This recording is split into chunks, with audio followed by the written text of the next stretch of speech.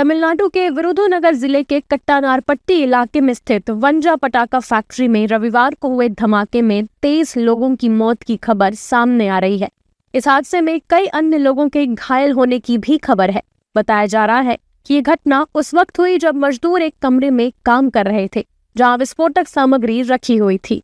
Chemical मिश्रण में friction के कारण अचानक एक जोरदार धमाका हुआ, जिसके कारण 4 कमरे पूरी तरह से ढह गए। मिली जानकारी के मुताबिक मरने वालों में 16 महिलाएं थीं।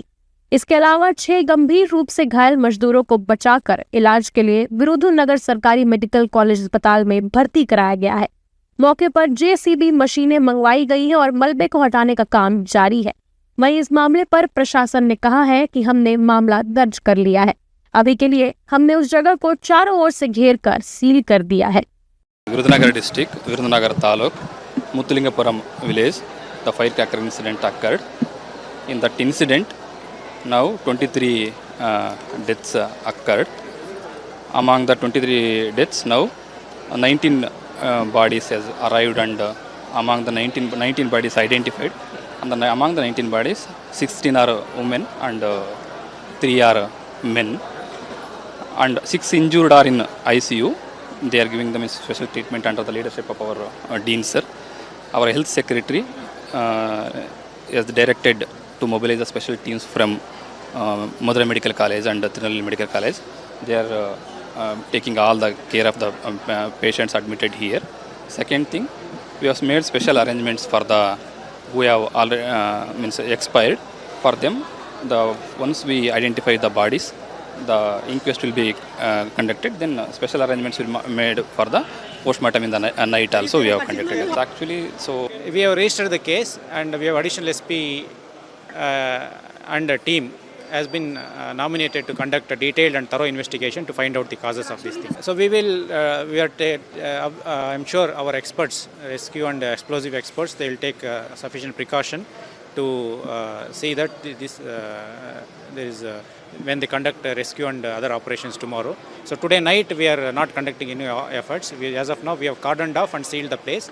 We have advised and warned the local people also not to go nearby that place. So we have cordoned off and इस हादसे ने पूरे राज्य को दहला दिया। कई शव इतनी बुरी तरह झुलस गए कि उनकी पहचान करना भी मुश्किल हो गया। घायलों को अस्पताल में भर्ती कराया गया है, जहां कुछ की हालत नाजुक बनी हुई है। वहीं हादसे में मृतकों के घरों में मातम पसरा हुआ है। मृतकों के परिजनों ने बताया कि हमें नहीं पता कि फैक्ट्री में आग कैसे लगी है, हमें बस यही काम आता है। हमारी समझ में नहीं आता कि ऐसे हादसे कैसे हो जाते हैं। हम यही काम करेंगे तभी हमारी रोजी रोटी चलेगी। அந்த வேலை செஞ்சாதான் அது நாங்கள் அது எப்படி நடக்குதுன்னு நாங்கள் கண்டுபிடிக்க முடியாது। அந்த வேலையை பார்த்தா தான் எங்களுக்கு கஞ்சி, அதனால நாங்கள் அந்த வேலையை தான் பார்க்க போக முடியும், வேறு வேலை பார்க்க போக முடியாது। சரி, தெரியாது எங்களுக்கு வேறு வேலை। விவசாய வேலை பார்ப்போம், அது மழை தண்ணி இல்லாமல் கிடக்கு, அது ஒரு நேரத்தில் தான் அந்த காலத்தில் தான் வெள்ளாமை விளையும், மித்த நேரம் சும்மா கிடக்கும்। அப்போ நேரம் வீட்டில் இருக்கோம்னா செலவுக்கு என்ன செய்ய முடியும், அதனால அந்த வேலைக்கு போவோம் நாங்கள்। இல்லை இன்றைக்கி தான் நிறையா இருந்திருக்காங்க। இன்னைக்கு எங்கள் ஊர்லேயுமே நிறையா பாதிப்பு, இது நாள் வரைக்கும் எங்கள் ஊரில் பாதிப்பே கிடையாது। இந்த ஊரில் எங்கள் ஊரில் பாதிப்பே இந்த வருஷம்தான், இதுக்கு முதல் பாதிப்பு கிடையாது। அதனால நாங்கள் பயிராசு தான் வேலை செய்யணும்னு நாங்கள் பட்டாசு தொழில் தான் போயிருந்தாங்க। எதனால ஆச்சுன்னா எனக்கு தெரியாது, நாங்கள் வீட்டில் தான் இருந்தோம்। நியூஸ் கேள்விப்பட்டு இங்கே வந்திருக்கோம்। இப்போ 25 வருஷம் வேலை பார்ப்பாங்க। प्रारंभिक जांच में सामने आया है कि फैक्ट्री नियमों के उल्लंघन के साथ संचालित हो रही थी और छुट्टी के दिन भी काम चल रहा था। प्रशासन ने मामला दर्ज कर लिया है और दोषियों की तलाश के लिए विशेष टीमें बनाई गई हैं। फैक्ट्री मालिक के खिलाफ भी कार्रवाई की तैयारी की जा रही है। यह हादसा सिर्फ एक दुर्घटना नहीं, बल्कि सिस्टम की बड़ी लापरवाही का परिणाम है। जब तक सुरक्षा नियमों का सख्ती से पालन नहीं होगा, तब तक ऐसे हादसे रुकने वाले नहीं हैं।